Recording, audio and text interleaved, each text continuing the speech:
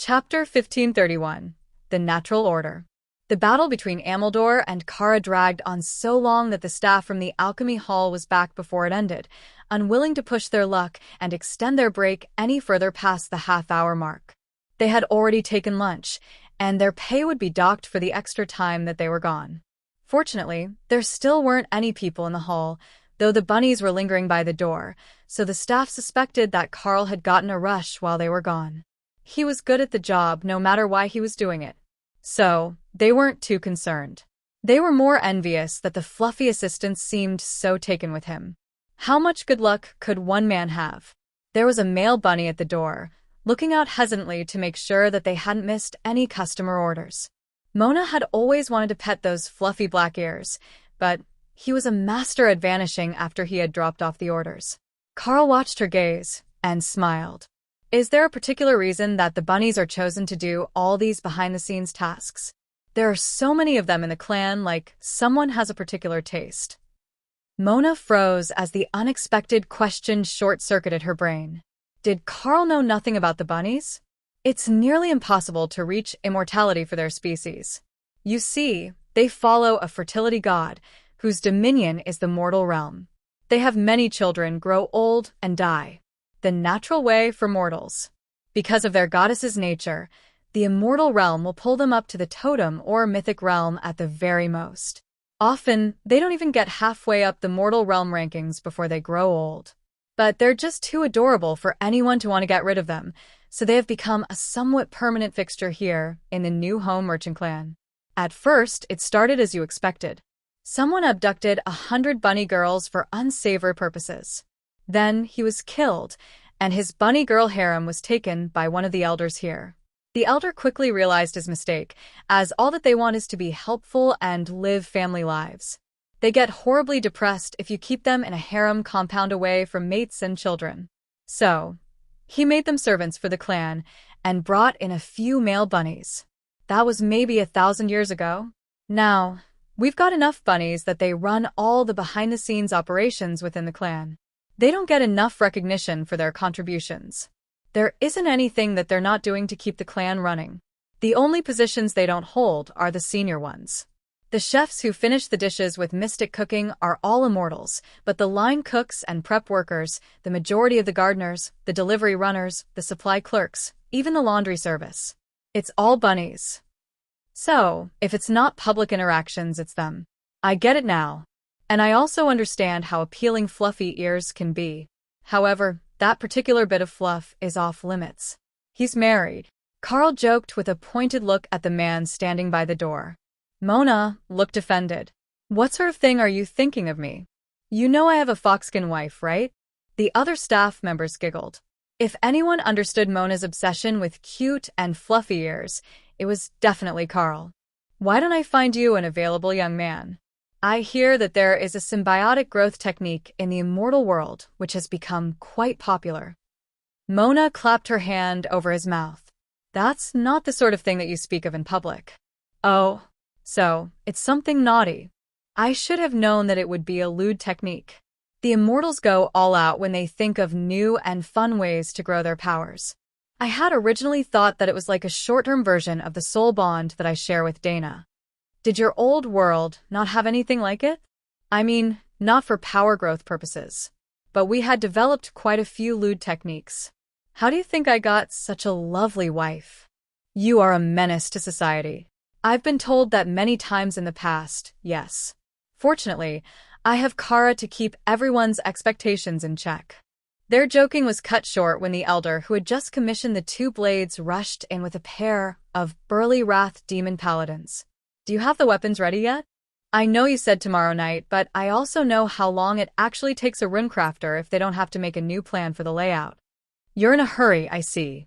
Might I ask why? Jin's group was ambushed on the way back from their excursion. They're currently trapped in a clearing and don't have the power to defeat the sect attacking them. I can't go as an elder. It would just lead to a fight with their sect's elders. So, there are some rules? Common courtesy. We don't interfere with fights between the younger generation, unless it's an outstanding grudge or the deliberate targeting of a personal disciple. Now, do you have the weapons? I do. But I'm going with you.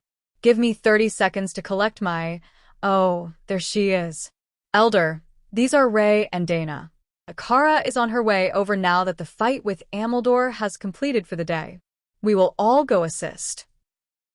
You don't have your immortal spirit completely formed, the Elder warned. Don't worry too much about that. My system just needs a little motivation to get growing. Plus, what are the chances I will lose a fight under the Ascended rank? The two paladins shrugged. Send the almost human and the fox. They'll add numbers to our response, and we won't have to search for extra members. I'm sure that they have enough skills hidden that they can hold their own. Fine. I will open the portal now. It's 1 kilometer east to the location where our group is pinned down. Good luck. Ray smiled at the Elder. What are the rules on bringing back trophies? Leave the bodies for their clan to collect if they can be resurrected. If they can't, you can keep them. That was excellent news. Chapter 1532. One Gene Rescue. The portal opened, and Carl's group followed the pair of Wrath Demon Paladins through. That was a strange thing to think, much less hear someone say out loud. However, they really were paladins by class, even if their skills seemed to lean heavily toward fire and destruction. It must be a peculiarity of the local system. The species couldn't get the class at all on Carl's home world. Stay behind us while we greet them. Once we have joined the fight, you join as well. It's a formality to keep the elders from getting involved. If they know that we're part of the same group, they have no business stopping us. Running through the woods with Hawk on his shoulder and Kara right behind him, Carl shifted left of the group, while Dana moved right. That put them in a fan-shaped position behind the enemies, who were surrounding Alicia, the half-elemental berserker, and Jean, who looked much worse for wear. Just turn it over, and we let you live. Don't be stupid. It's too valuable to be lost entirely. The man was demanding. Jean smiled at him. I will scour it in the holy fire of the afterlife before I hand it over. As you wish. That was the paladin's cue, and the two demons roared, while Carl and Dana both called for support. Carl called Dark Elven High Priestesses as his epic golems, while Dana called Dark Elven Kings, who were fighters instead of healers. Then, Carl and Ray both called on Spectral Knights and a small army of skeleton warriors for backup using undead minions. Carl had to try not to laugh as he realized that all his skeleton warriors were skeletal hounds with metal teeth. That wasn't a normal use of the spell, he assumed. But he also hadn't specified. You think that you can rescue your friends from us? Well, then you can die with them. The arrogant young man in vibrant yellow robes declared with a grand gesture for his underlings to attack. There were 50 of them, to the 2 surviving members of the other group and the 6 members of the rescue team. The Elder must have had great confidence in the paladins. Or, he didn't realize that nearly everyone in the other group was dead already. That seemed more likely. Carl sent the priestesses to bring back who they could with a mass resurrection spell and some healing. That was the primary reason for the choice. That and the fact that they got along well with Ray's spider golems, who leapt over the battle with the priestesses on their back to deliver them to the necessary location. A large group of agile immortals wielding short twin blades came for Carl, giving him only a split second to see their interface. All the names were yellow, so rogue-type classes he assumed that he could deal with. Warbeast shifted Carl into a massive, armored world dragon. That stopped the attackers for a split second, long enough that the undead had a chance to charge into combat. Dana had 4 clones of herself active, along with a pair of elven kings, and they were quickly driving the attackers back, giving themselves room to reach the survivors, while Ray filled the gaps behind them with her army. You've had your chance to run. Make peace with your god. Carl taunted the attackers, right before he unleashed the breath of a world dragon on them, laced with their random eyes. He had no clue what was going to happen, but Kara was absolutely certain that it was going to be entertaining. Barriers flashed into existence, and weapons shattered as the corrosive effects of the breath weapon hit the attackers. Then, the plant life around them began to grow, and horror overtook their expressions. Frantically, they threw themselves out of the area of effect, preferring to face the undead. Oh, that is good. We only got one, but it's enough. Kara laughed. The stricken immortal had been too slow to get his barriers up, and his body was currently undergoing a violent transformation into what appeared to be a half-dozen species at the same time. Mutually incompatible species. Seconds later, the effect ended. But what was left could not be called a human corpse. There was nothing left of the original form, only a mass of twisted flesh and extra limbs in improbable locations. That was not what had caught Kara's attention, though. In the middle of the battlefield, growing tall and proud, was a vibrant white chaos lily, an immortal rank flower and an alchemy reagent of incredible potency. She had heard Remy talking about it with the Elder while they were discussing rare potions, and now Karl's breath weapon had given her a chance to obtain it. The 6-meter-tall form of a warbeast, enhanced chaos badger charged through the battle, ignoring the blades that bounced off the eternal lightning barrier over her hide. She grabbed the flower into her space and mentally planted it, hoping that she hadn't injured the roots with her haphazard transplantation. Then, she turned to face the enemy. 5 men turned to face her as the badger unwittingly put herself between them and Alicia. Kara smirked at them, her scarred face making it much more frightening, then laughed as Karl's claws tore the arms off one of them from behind, before the rest of the body was stomped upon and pulverized using the massive weight of an immortal world dragon, and, crushing blow. A barrage of chaos blasts flew from Kara toward her enemies, who found themselves trapped between an impossibly large dragon and a feral badger. Then, the flaming meteor strike started, as Hawk got into position to control the battlefield from above. No words were exchanged as the battle turned into a slaughter, with the attackers forced into a smaller defensive circle, unable to do anything but defend as their attacks proved mostly ineffective against these new combatants. Even the paladins were gloating, as Karl's eternal lightning kept the few strikes that made it past their defenses from causing actual injury, and the consecrated ground effect from their new blades constantly damaged the enemies. They really had picked the perfect companions for this fight. Chapter 1533. The Better Part of Valor.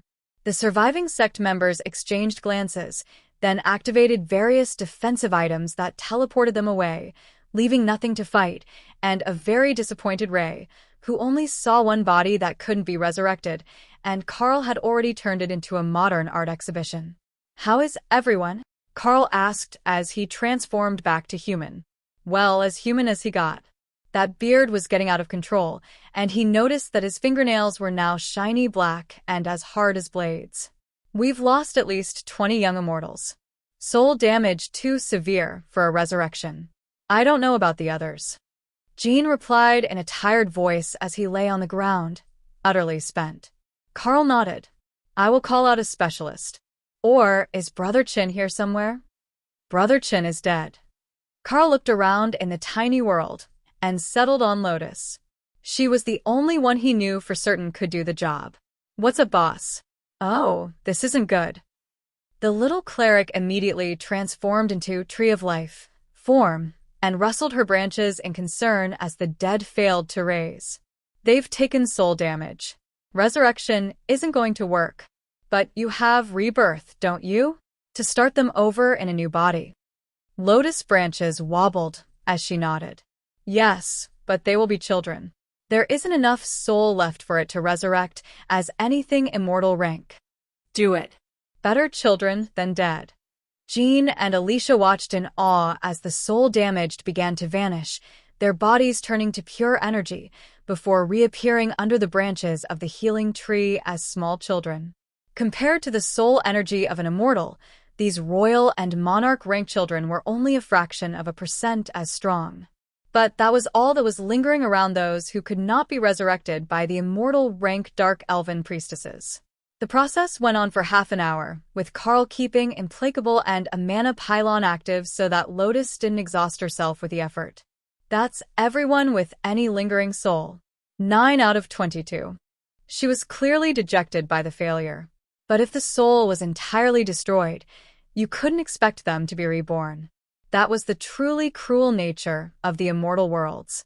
Lotus transformed back and slumped into the grass next to Alicia. Then, her eyes went wide, and she rolled over to snuggle up next to the elemental. "Oh, so warm. This is nice. If only you were furry." she mumbled before promptly falling asleep. Carl shrugged at the woman's confused expression. Just let her rest. She's earned it. I will explain later. In this world, a human of Lotus power level was basically trash tier. If it wasn't for her extremely rare skills, her actions would have been seen as something akin to having a stranger's dog just jump on your lap. The elemental didn't know where Carl had gotten her from, though she suspected that she was from a mortal world. The Rebirth spell wasn't one that she was familiar with, but she knew the concept. Rebuild the soul from scraps and put it into a body that was suitable to the remaining power. A second chance at life. That came at the cost of your immortal lifetime of achievements. Some particularly paranoid sorts would actually set up necromantic magic of the same sort, where they trapped a portion of their soul and created an automatic array to have it recreate them if the rest of their soul was destroyed. It also gave them a better link to the world, so they could be resurrected a much longer time after they had died. Creepy, but effective. We need to get moving. Their elders of that sect are going to be here soon to get the bodies.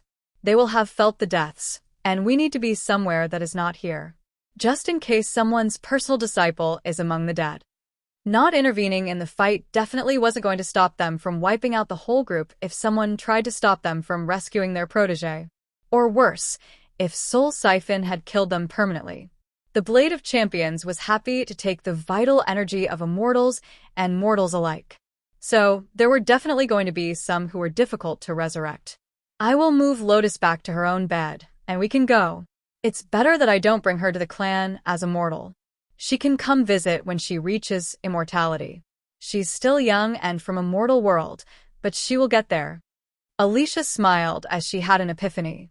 She's a green dragon cleric, isn't she? The way that she immediately gravitated to the warm spot to nap, she has to be a green dragon cleric. Right in one. The elemental giggled. Green dragon clerics are always funny. Absolutely unhinged, even when they're not stoned out of their minds. You haven't lived until you have tried their unique blend of relaxing incense. There is nothing quite like it. Carl nodded. The incense isn't quite as potent as their so-called meditation-inducing cigarettes. But it's not bad. It actually keeps the house smelling rather fresh. Then he opened a portal back to the clan, located directly in front of the alchemy hall steps. Why are we going to the alchemy hall?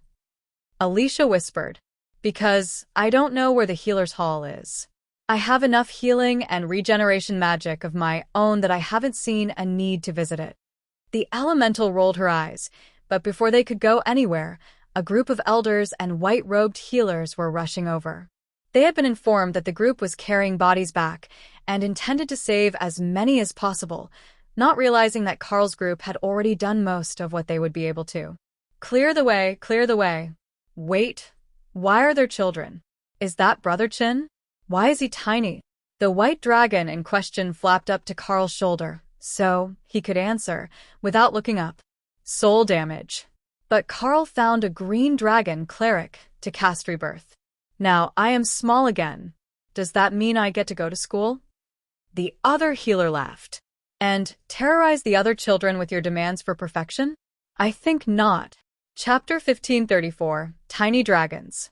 Brother Chin laughed, a squeaky noise from a half-meter-long dragon whelp. But it will be glorious. Think how much more motivated they will be when they've got an outperforming peer to challenge them. You dare call yourself their peer? You're nearly 200 years old. Scan me. That's not what my body age says. The healer looked to Carl for assistance, but he just shrugged. I don't see the issue here. I've got a baby dragon. Chin laughed hysterically, and a wave of magic that felt like divine amusement rumbled through the clouds, making everyone who was caught by surprise put up defensive barriers. What did you do? The gods rarely notice anything we do, but that's the second time since you arrived that they have responded to your actions.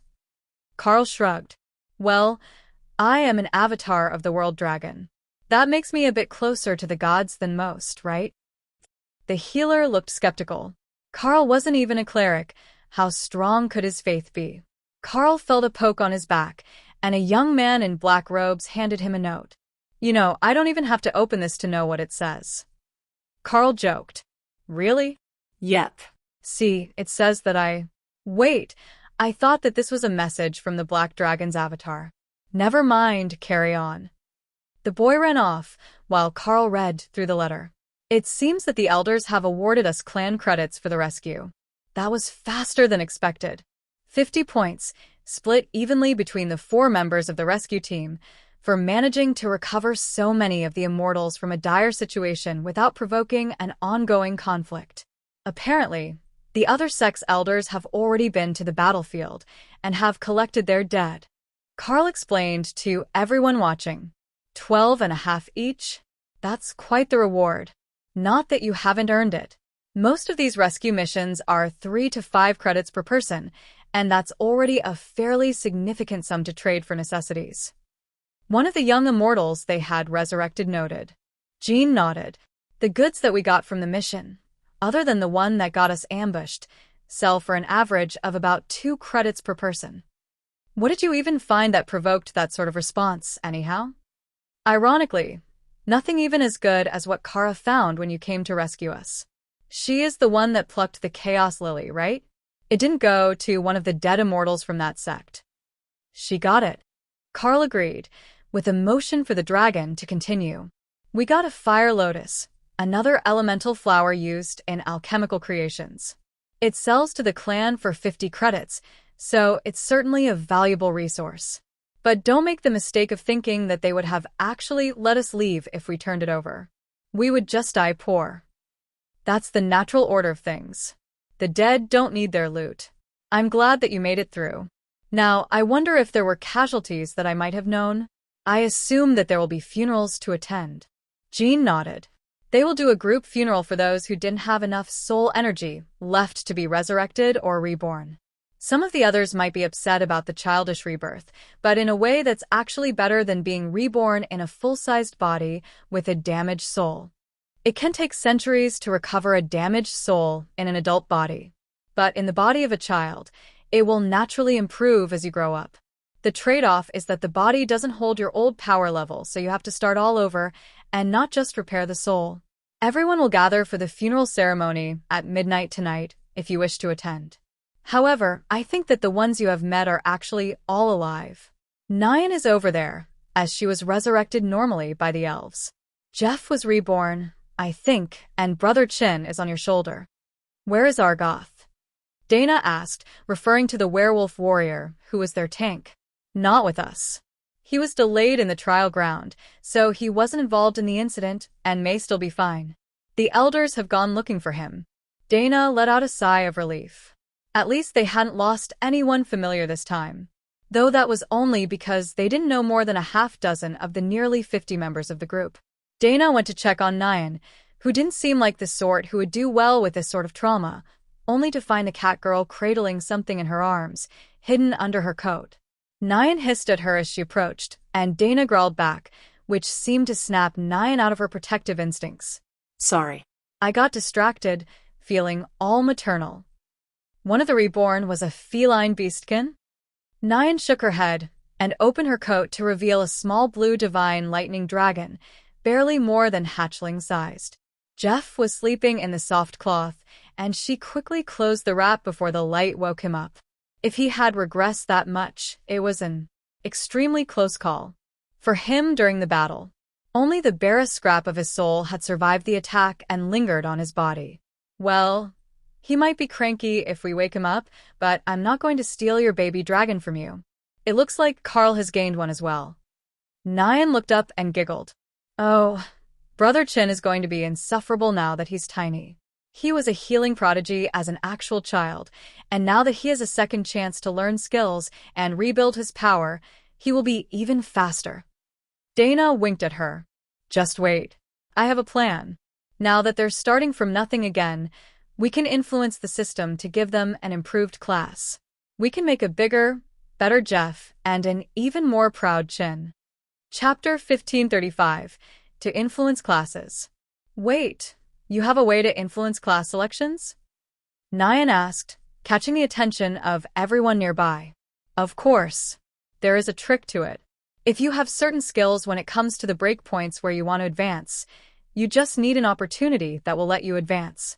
For dragons, They should just have to go to an advancement trial in a dragon god temple to get a chance to upgrade their class.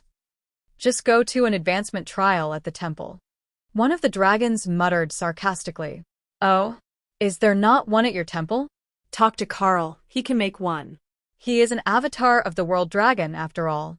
If anyone can influence the system, it's him. Dana retorted. Carl didn't know why everyone was suddenly looking at him. They must want him to make gear again. What? I already told you that there is a waiting list for gear. The elders laughed at Carl's annoyed tone, and the head healer placed a hand on Carl's shoulder. It's not like that. Your Dana mage informed us that you have the skill to create a class advancement trial at the Dragon God's Temple. That is what everyone is getting excited about because while immortal rank classes might be better than the ones in the mortal realm, if you just compare the skills, a base class is still a base class. The warriors are still hyper-focused on their combat abilities. A base immortal cleric only really knows how to heal. So, the chance to make an advancement in their class is a huge opportunity for them, and the World Dragon is in charge of this world system. As his avatar, you are the logical choice to help us out. Ah, that makes sense. And I do actually have a skill that might help as long as the temple is compatible. You see, the creation of that sort of trial is more of a suggestion on my part, and largely up to the willingness of the gods to actually permit it and grant the class upgrade. If they're not on good terms with the one in charge of the temple, you may not be able to enter. If they're not completely compatible with the one overseeing the temple, you might get strange hybrid options. There's really no way to say until I finish it and someone goes in to test it. But the most important part is that you need the qualifications. If you don't have any skills that don't come from your class and your constitution is still the standard one for your species, the chances that you will actually be able to change your class are low. The cleric smiled. Well, that shouldn't be a problem. We do have the skill library here, so most of the older immortals have added a half-dozen specialty skills to support their desired combat style beyond what their base class gives them. If having those skills will help them get a class more in line with their desires, that is even better. The guidance of the skills would only reinforce their strengths, and that is precisely what they are hoping for from a new class. So, if you would be so kind as to go to the World Dragon Temple and see if you can add an advancement trial to the system stones, we would greatly appreciate it. And compensate you appropriately, of course. Carl nodded slowly. If they had system stones, they shouldn't need a trial. However, it was quite possible that they were partially inactive and nobody had the right skills or knowledge to turn them back on. That seemed to be a running theme with the system. It was great news for Carl. They would give him all sorts of rewards for turning back on a function that was already there, and he wouldn't have to spend days and days making an entirely new trial instance. Or so he thought. When the cleric dragged him to the temple, Carl realized that it was not an active temple to the world dragon, but a historical relic, preserved with magic. The temple was in ruins, nobody ever set foot in it, and the system stones were at least half destroyed by whatever battle had shattered the temple. So, not only was he going to have to make a trial instance, he might just have to get permission to repair the clan's relic in the process, so that the location was right. First things first, I need to see if there is still enough lingering holy magic from the temple to activate the spell. Carl warned. He focused on the system stones, checking to see how much of their magic was still intact. But what he found was that they were not only entirely different than the ones that he knew, they weren't even written in the same runic language. The rune crafting of the immortal realm was not the same as that of the mortal realm. The potency was on an entirely different level, and he had simply been making do with the runes that he knew. Making a system trial for immortals would require extensive research into the runic language of the immortal worlds, and then he would be able to start and pray that it was enough. However, there were dozens of other temples around the clan compound. Tens of thousands of immortals lived here, and they worshipped a wide variety of deities, so they had constructed small shrines and temples all over the city, as well as in many of the homes. The vast majority of them were to the dragon gods, or the human gods. However, there were a few more niche ones, as well as a spider goddess temple in one corner of the city. Those small shrines seemed to have formed a network of divine favor that Carl could sense when he interacted with what was left of the system stones. Perhaps he only had to make the trial and let the existing infrastructure do the heavy lifting? It was worth a shot. Chapter 1536. World Dragon Temple. I will start by building a basic trial ground with what I know, and then we can test it. I have never done this in the Immortal Worlds before, so I can't guarantee that the version I know is going to be strong enough to let all of you advance. If necessary, I will put in the research and make an improved version. I trust the clan to have the resources. The cleric laughed. Oh, I suppose that we do. With a legacy as long as ours, even if our power is low, we do have quite a bit of esoteric knowledge collected. Is there a preferred spot? I didn't know that the World Dragon Temple was a protected relic of the clan, and I wouldn't want to disturb the grounds. If there is a good spot nearby, it might work just as well as in the old temple itself. The white dragon frowned. I think it's better that you do it at the temple. You can repair it if you would like. Assuming that you can step through the barrier. None of us can. It was set by a supreme-ranked disciple of the World Dragon. So, it's not a clan barrier to protect the temple? Yes and no. He was formerly the clan leader, but he has moved on after his successor rose in power and took over the duties. Carl frowned. That sounded like a very sanitized version of events that most likely included a coup or rebellion within the clan. If it was a peaceful transition, why did the disciple leave a ruined temple in a protective barrier that nobody else could break? Or was it that they were unwilling to, after he was gone? Carl decided that the history lesson could wait for later, and took a step toward the barrier, intending to test its response to his presence. Everyone held their breath and waited, each expecting some sort of reaction from the barrier, which let Carl through as if it didn't exist. He walked over to the temple compound and began to inspect the rubble. There were signs of divine energy here, but not the same sort as what he would expect in a temple. It was more likely that this place had been attacked by a demigod. Look there on your right. The altar is still intact. Tion noted. Carl moved a bit of rubble and revealed what looked like a stone coffin with a dragon design on the top, along with a shield whose emblem looked like a dragonkin flanked by a human and a lamia on a black and white background. Carl thought back to his theology lessons and didn't recall anything of that nature in his lessons.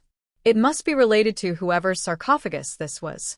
The black and white split background was the symbol of the Darklight host, which gave Carl a good feeling about this place, even if he didn't recognize the personal heraldry. If this temple was built as a memorial to a member of the Darklight host, who was a strong follower of the World Dragon, there might be even more treasures hidden here for him to uncover. The mention of loot woke Kara up from her post-battle nap, and she eagerly began to survey their new acquisition. It was a good place, lots of magic, plenty of system influence on everything, and it was covered in runes that she didn't recognize. That must mean that it was extra valuable and worth trying to rebuild, just to see where all the runes went. Broken loot was just broken loot, after all. It would never be as good as intact loot. Carl tried not to laugh at the badger's train of thought as he explored the ruins. It looked like nothing had been touched since it was abandoned, as he could see scraps of cloth and paper under the fallen stone. Then, he saw the book sitting next to the ruins of the podium that had been behind the altar. That must be a holy book of some sort. Carefully, he lifted the ancient manuscript from the ruins and blew the dust from the cover. For a moment, he just stared at the cover, and then the runes began to shift in front of his eyes. System translation function updated. Language pack unlocked. Immortal Worlds. Carl felt Dana gasp as she got the same message, and he began to read the title. Ceremonial Hymns. Volume 1.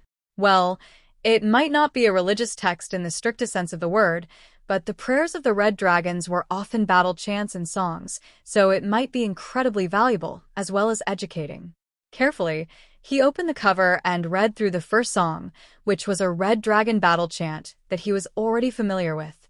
It was one of Thor and Tessa's favorites because it was about crushing your enemies underfoot. He flipped the page and found that the texture of the paper changed. The first one had been fine vellum, as expected of a hymnal. This one was glossy paper, inferior in quality, and covered in pictures. Erotic pictures. Someone had removed the pages of the hymnal and replaced the contents with a collection of lewd comics. Kara laughed hysterically as she envisioned the scene. Someone had been sitting in these pews, most likely with their back to the wall, flipping dutifully through the hymnal, but actually reading smut. That was just too good. Give me that book. I want it. 4 reasons. Opal demanded. Seriously, it's soaked in holy magic. Carl shrugged and passed her the book. He could see more with the same cover under the stones, so they had likely been stored in the podium between sermons. Perhaps the next one would be intact? Before opening the next, Carl turned the book to check the paper. This one was all the same delicate pages, and when he slowly flipped through it, the whole thing was various church songs, mostly in common, but with some intended to be sung in draconic or demonic languages. Now that was an interesting development. Who would have thought that the world dragon's temple sang in demonic? He was a dragon god, and while his system did extend to them, Carl wouldn't have expected his temple to cater to their languages. Chapter 1537. To read later. Carl put one of the intact books in his inventory as well, to read later, and continued his search through the rubble. The back rooms would more likely have valuable tomes than the front, unless there had been books stored in the pews. But those were likely to be the same songbooks that he already had. The back of the temple looked like it had taken much heavier damage than the front. The blocks were mostly shattered and not just collapsed, while there were signs of burning as well. That might be secondary damage, the result of a lamp or fireplace being active when the building was destroyed. But it also looked like more attention had been paid to this area, and someone had cleaned it out of valuables before the barrier was erected. There were empty shelves in the rubble. The desk drawers had been removed and stacked to sit empty in the weather. Very orderly. Not like the place was ransacked, but like someone had deliberately come to remove the valuables for safekeeping. That's a shame. I was hoping for books. Remy sighed. Me too. There is so much that could have been learned here. It's not a total loss, though. There are a lot of runes here for me to study, and they're in a whole new language. I got the system update, which is a great start, but I still need some practice with them. Carl spent a few more minutes searching, but the temple had obviously been cleaned of valuables long ago, which left him only a few clues, including a wall painting that had survived mostly intact, to guess how wealthy the temple had been. It didn't look promising. What it showed was 2 people in black and white robes flying while standing on a sword. That was pretty cool, but not a sign of great wealth.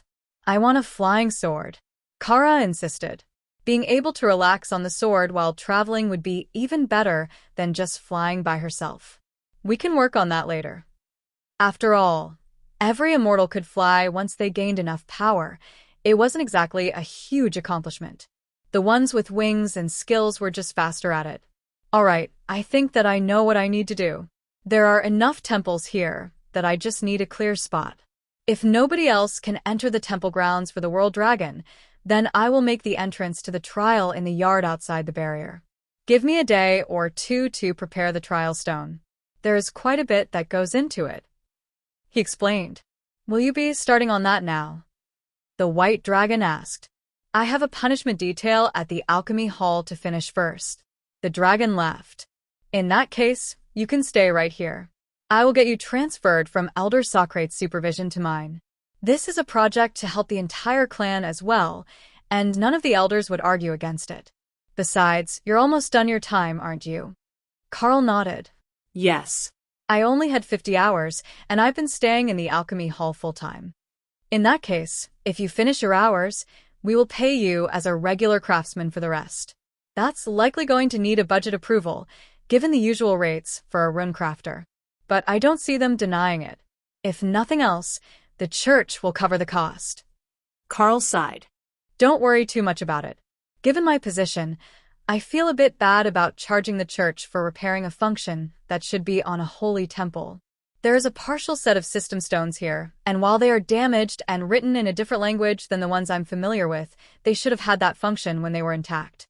So, I will try to recreate that ability for the clan, as they once had it available to them. There was no way that he could recreate a full set of system stones at the immortal rank. That magic was way beyond his power level. He should be able to make a proper set for the mortal world now, though. Anything that they were missing before would be present now, and Carl briefly considered where he should put them in the tiny world. That could come later, once he was finished here. The baby dragons would want it when they were hatched, and an immortal ranked set of system stones might not be the same as a set designed for immortals to us, but it would let them pick their classes, he assumed. All right. While I'm certain that the ladies of the Alchemy Hall will be upset, I will start on the project here first, and anyone who wanted to place a custom equipment order can come to me and wait for my work to be finished. Carl agreed. Wonderful. The clan will be overjoyed to learn that there is a chance for advanced immortal grade class options. Carl nodded and sat down next to the ruins of the system stones, then sent Dana a mental message. What's all this with an immortal grade class? Did your skills change when you advanced? Of course. There is a whole separate section for whether I'm casting them with immortal energy or mortal mana. Do you not see that on your skills? Nope. I don't even get real damage output listings for most of them. They just scale with power input. But then most of my class skills are buffs with defined details, and the shared skills from the beasts are the ones that come with minimal details. So, it might not be a class-related issue, but one related to the fact that I am technically borrowing the abilities. Well, your class is strange anyhow. If they started trying to define the damage limits and abilities of Kara and Ray, it would just turn into a wall of text, so it's likely better that they didn't. Ray laughed at the thought. The mathematical calculations for how much her skills did at every stack and stage of predation would fill a whole textbook. It was better to just accept that the damage level was yes and go stab something. Chapter 1538. Picky Barrier. Carl settled in to sit by the damaged system stones, where nobody could actually reach him to bother him, and where he could try to compare the inscriptions on the damaged stones to the ones that he already knew. If they were largely similar, he could just translate the old ones to the new language and get most of the benefits for no extra work. The crowd gasped as Dana walked through the barrier to come sit by Carl, and then laughed as one of the elders ran into it like a solid wall. Well, that settles it. The barrier hasn't failed. It's just decided to let the Avatar and his wife in. We're soul bonded. It's only natural that it lets us both through if it allows one. Dana informed him. Right. Didn't know that. Dana set out a blanket and lay with her head in Carl's lap while he studied. It was the perfect spot to meditate, as Carl constantly radiated power, especially here where he didn't restrain his aura. No, that wasn't right. Carl did restrain his aura. He tried to make it less threatening, which reduced the intensity to near the level of everyone around him. It wasn't quite as comfortable as his cat demon form, but Carl's hand massaging her head wasn't half bad, and Dana was asleep only minutes later. Meditation was overrated anyhow. The sun in her eyes woke Dana up later in the day, and she found that she was still lying on Carl, but now she had a small white dragon curled up in her arms. Brother Chin, when did you get here? She whispered. The little dragon opened one eye, made a vague claw gesture, then fell asleep again. He came in on Kara's back earlier while you were sleeping. He was upset that I left him outside the barrier when I went exploring the ruins. The little dragon snorted in annoyance and cracked open an eye again. This is the only place safe to hide. I live in the temple. Dana waited for him to continue, but the dragon was back to napping, while Carl chuckled. The temple has dozens of green dragons and green dragon clerics. Plus, Min has been coming by every half hour to see if he's still here. They're all obsessed with the tiny dragons. And so, he found a loophole to let him hide in the one spot they can't get to him. The rooms at the temple aren't private to other clerics. Carl agreed. Dana smiled. You know, you could let him hide in the tiny world. And let Lotus and the others loose on him? He's even smaller than Button. But he's immortal. That's got to count for something, even if he's rebuilding his power from nothing. Carl shook his head. Being in the tiny world would just make him a target for an entire group of baby-starved nature god followers, as well as the dragons of the orphanage, who were still eagerly awaiting their first hatchlings. That was the opposite of what Chin was trying to accomplish by hiding in Dana's arms. Did you learn anything while I was asleep? She asked, changing the topic. Quite a bit, actually. The immortal realm system of this world is both very similar to the one that we're familiar with, but somehow completely different. There are no shared portions of the runes at all, other than the ones that invoke system access. So, I'm quite sure that I can make a trial instance to access the system changes, with a bit of divine help. But actually recreating these system stones is going to be virtually impossible for me, unless I have a complete copy of them to work from and duplicate. That makes sense. It might be related to the same god, but it is not the same system. I recall that the immortals at our wedding said the same thing. They all had different systems, and they were even in branches of the same guild. But their systems were entirely different. Good point. They really did have nothing in common. That makes me feel a bit better about not being able to understand this one. Fortunately, the language for accessing the divine trials is fairly universal, so I'm going to start on a set of instant stones tonight, and I should have them ready by morning. The same way that you made the towers for the academy? Carl nodded. Exactly like that, but with different instructions. Actually, that's not a bad idea. The problem is that I'm not strong enough yet. Perhaps I'll make one when I get closer to peak immortal, to train the children in. Dana settled back into meditation holding the tiny dragon, and Carl returned to his work, creating layer upon layer of the obelisk that would activate the class advancement trial. That was specifically what he designed it to be. Activating and advancing classes. But he did make it a proper instance and didn't just try to have it activate the system interface. That way, they would be safely inside where nobody else could mess with them while they were distracted, and if the system wanted to give them a trial to prove that they could have the class, it was a possibility. What sort of trial it could give them was questionable.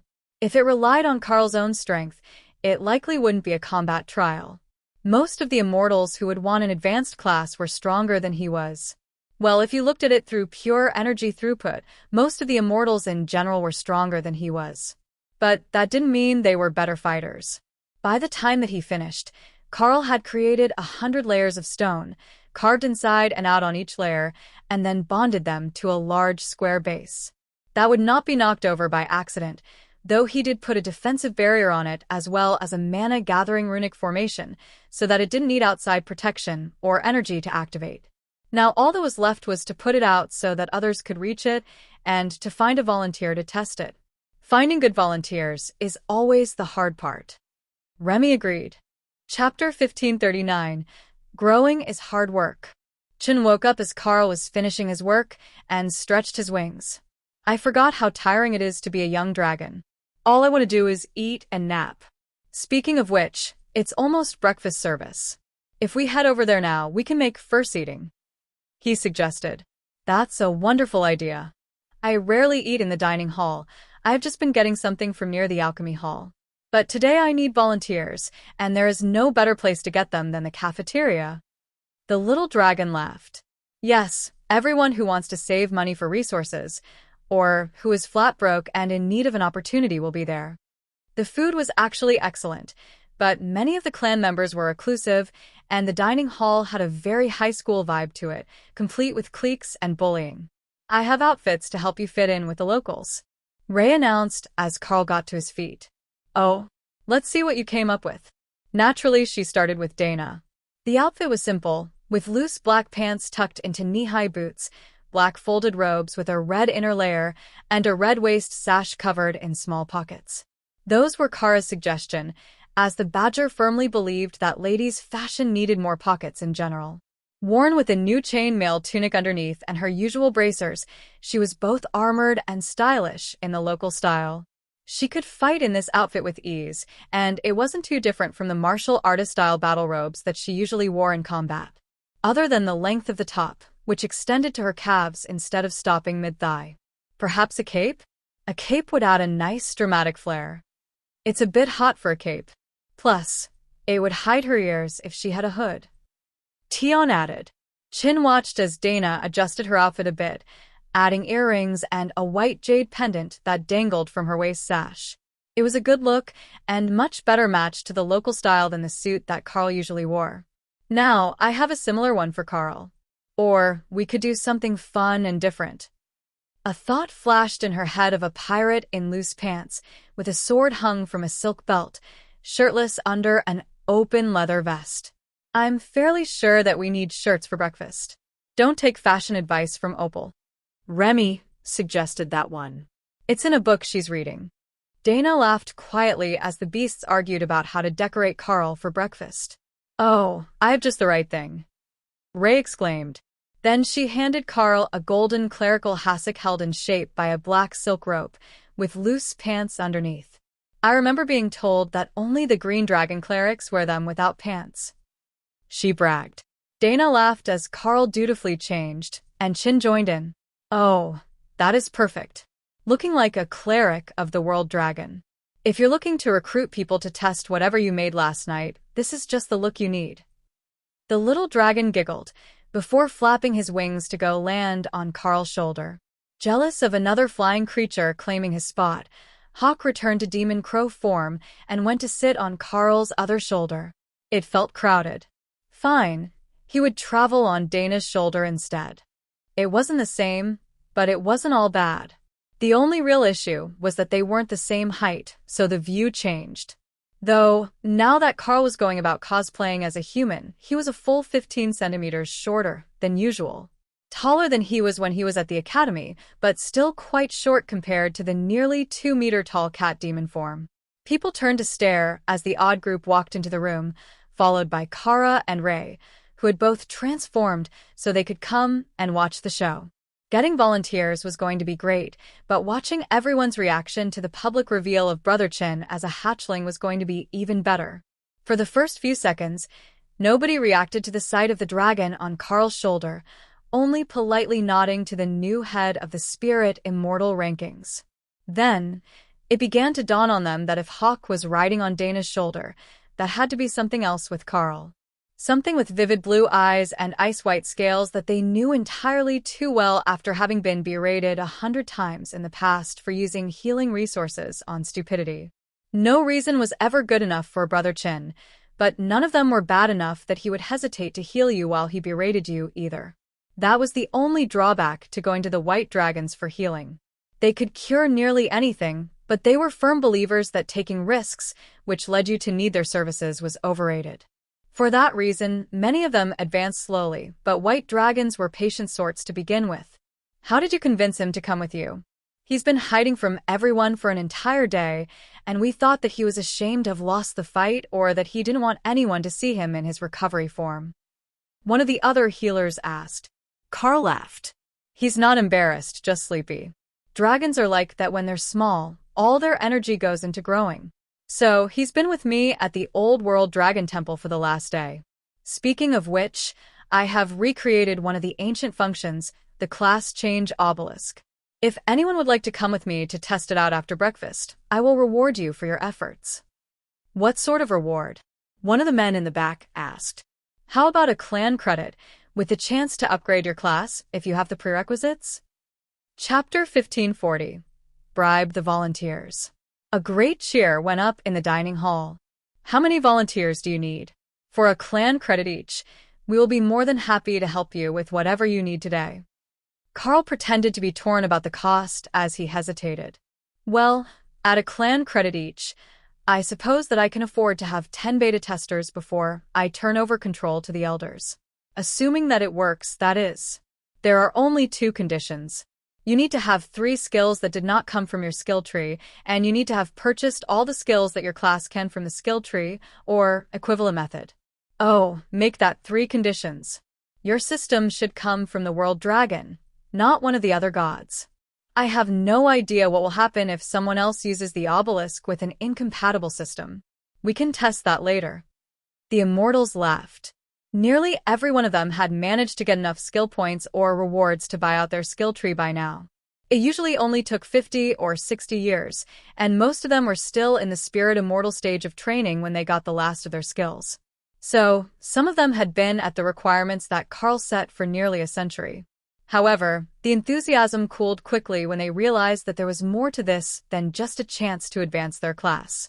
When everyone in the clan who was more powerful than them also qualified for the opportunity, wouldn't they want it first?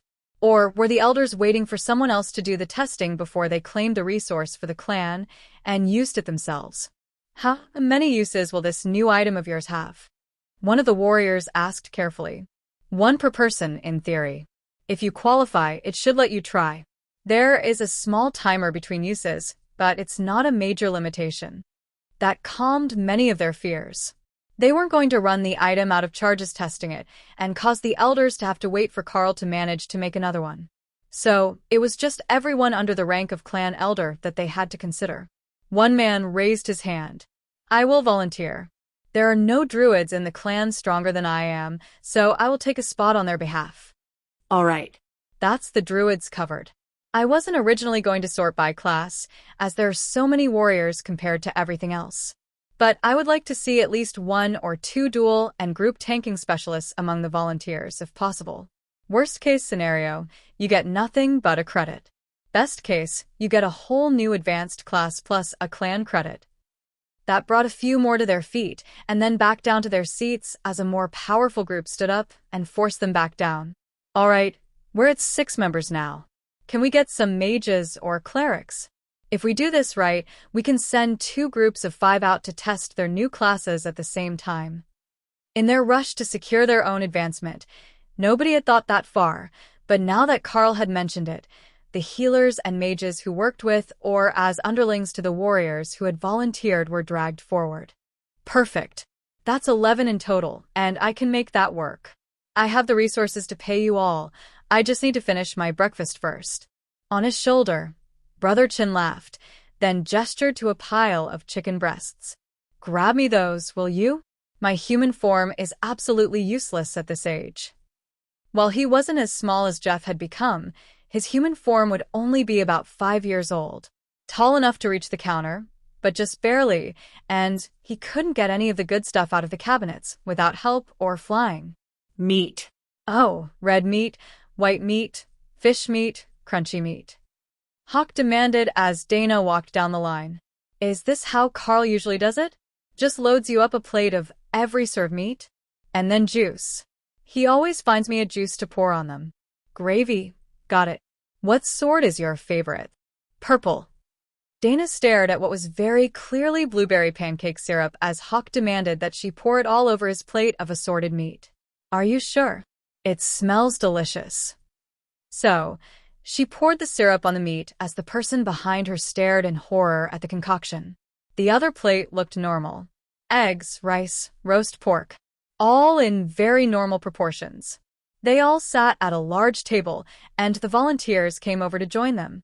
How exactly did you manage to recreate something from a lost temple that has been sealed for thousands of years? One of the warriors asked, assuming that this was the culmination of some grand research program that Carl had simply provided the last piece for. Actually, it lets me in, as I am an avatar of the world dragon. It's all written there inside the temple. I just needed to tweak it some and adjust for the missing parts, and now I'm quite certain that this one particular function should be working again. The temple used to do so much more for the clan, it's a real shame that it was damaged. The warrior nodded in agreement. If we could all get better advanced classes, we might be able to keep a few more of our senior people. Having them all run off to find clans that have better opportunities than new home is a bit of a downer, especially when you've gotten used to them. Carl chuckled, while Brother Chin nodded in agreement. Getting used to new people is a pain in the ass. Even if the old people were annoying, you at least knew what sort of annoying they were. The little dragon mumbled around a mouthful of food.